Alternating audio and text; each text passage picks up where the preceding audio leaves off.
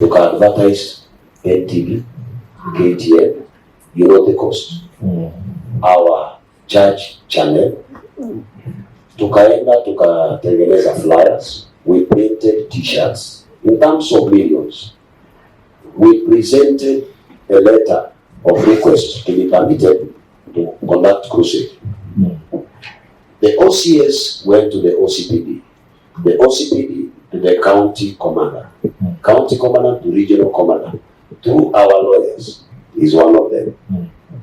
They say, I think the letter is here in the capital.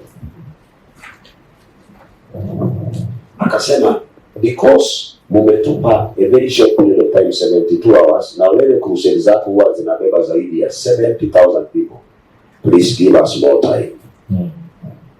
I think it is here.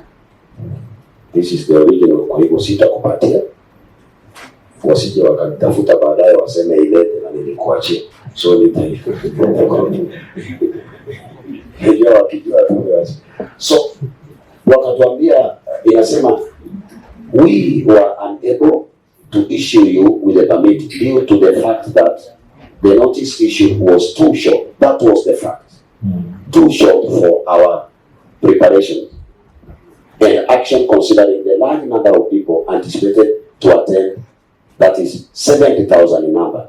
We were unable to make the necessary security arrangements to facilitate a smooth event. Thus, we are advising you to plan and hold the same event from 4th October. Remember, the request was 23rd of September. 4th October. Hivyo tumesuspend ibada zetu zote, tunaenda crusade, na unaambiwa on Saturday, kwamba unaambiwa on Tuesday kesho uende crusade, na umeitangaza kwa TV. Hiyo tukaachana nayo, tukafuata hii. Wakaturuhusu mpaka a day to that day tulikuwa na wao. I visited the county commissioner in person. He promised me they are going to provide security in person. He invited me. Then the county commander promised that. Tulipeana chakula worth more than 3 million, if I'm not wrong. Maybe I can be corrected. Tukichanganya pamoja na cost, transport and whatever. Day 1 tukafanya crusade. Day 2 nikaambiwa, Pastor, simu imetoka juu kutoka kwa president na CS, cabinet secretary wa internal security. They have been monitoring you. Point of order, Chair. Yes. I would like to intervene on that because if the witness cannot substantiate a presidential call and a cabinet minister's call, then he needs to withdraw. Point of order, Chair. Yes, but the Vice Chair says this is an inquiry. The pastor is allowed by law and the standing orders of this House for him to reveal that information. If the minister feels he can come and defend himself, then he can come and do it. Okay. Yes, Chair. Yes. David, let David have the floor. Okay, sorry. Thank you for Chairman.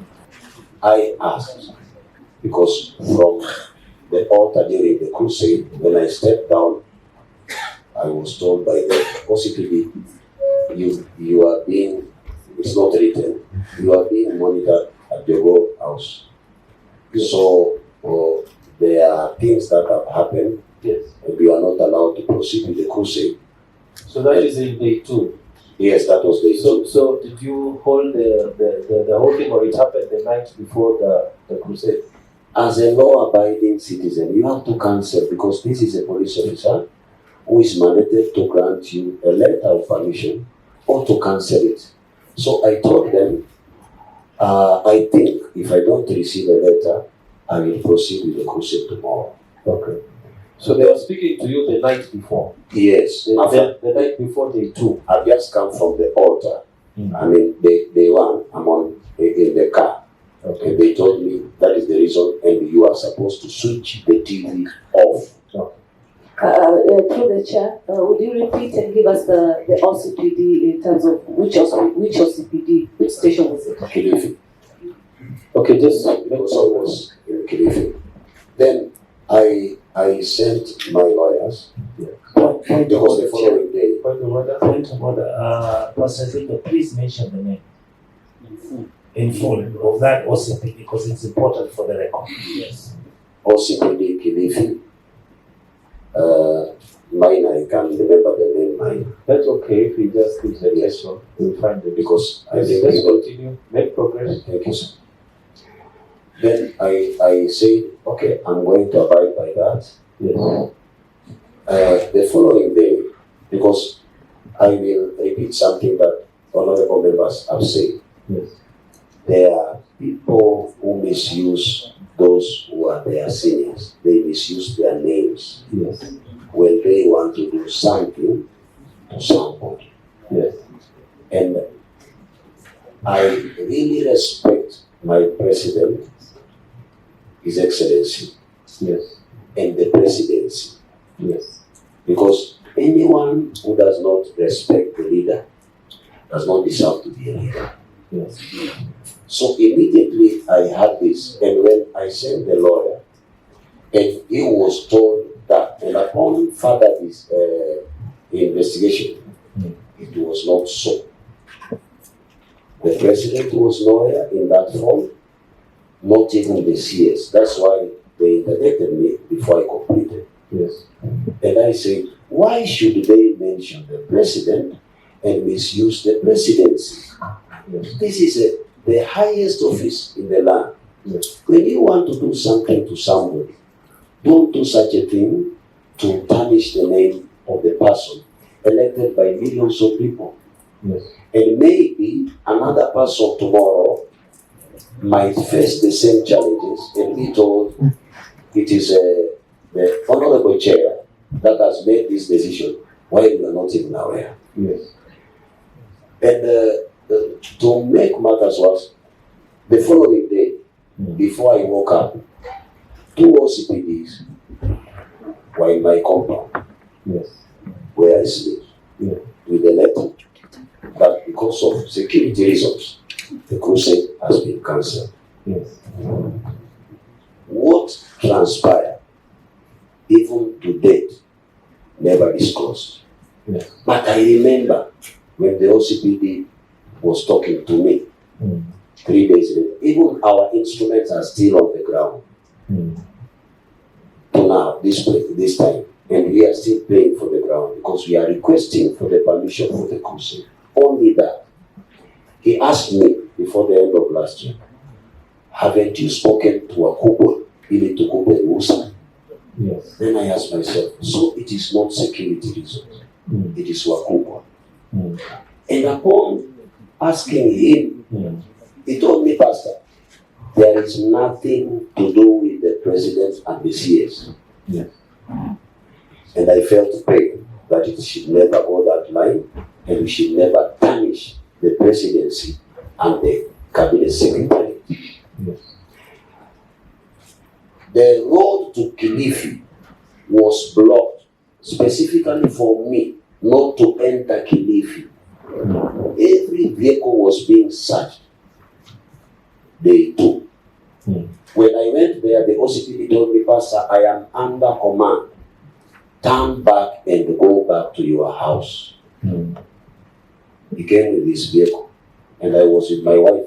And he told me, Pastor, even when I'm being captured, itaniletea shida. I went back home. Nikamwambia, nilikuwa naenda ili wale wageni kutoka sehemu zingine hawajui kanisani, niangalie ni wangapi, nitumane buses ibebe hawa watu ilete kanisani, wasilale huko nje. Kabla nikitoka ninaambiwa kuna watu wako uwanjani na wanapigwa na polisi. Wanapigwa na polisi wasiende kusikiza injili because of security reasons. But later on the OCPD allowed one of our buses kwenda kuchukua watu na ikawachukua wakaja kanisani. Ninasema hivi kwa sababu vitu vingine vilifanyika honorable chair ambayo ilinishangaza. Tulipata barua mwezi wa 4 ama wa 5 to show cause why our church should not be registered. Kwa sababu hatukuwa tumefile return. Was it true? Yes, we had not filed the returns. Why, Pastor? Please, I told you I will never hide anything. I forgot about those things and I never followed up. It was my mistake. Yes. Then I say, let me send the lawyers waende wafile return, na kama kuna charges we are willing to pay. Yes. File yetu ilipotea kwa registrar offices na ikapotea for 3 months. Tukienda haiko, tulienda kotini. Then the registrar akasema it was a verbal request. We withdraw the case, then we will produce the file. Then I told them that is simple. Sababu aliuliza kwa nini nipeane file na umetushtaki? Nikamwambia okay, toa kesi. Yes. Wakati tunauliza akasema ako kwenye kamati ambayo imechaguliwa na rais. So akimaliza kuzunguka wakichunguza Meshakaola Masaka, wataenda kutufungulia file iko. Ghafla ninaona kwa media New Life and other ministries have been deregistered. Yes. Tulizunguka tukipata nafasi hatukupewa. Right. Na inakuwa deregistered exactly 90 days. Kumbe ilikuwa deregistered, it was backdated to May. Now inakuwa deregistered 90 days later.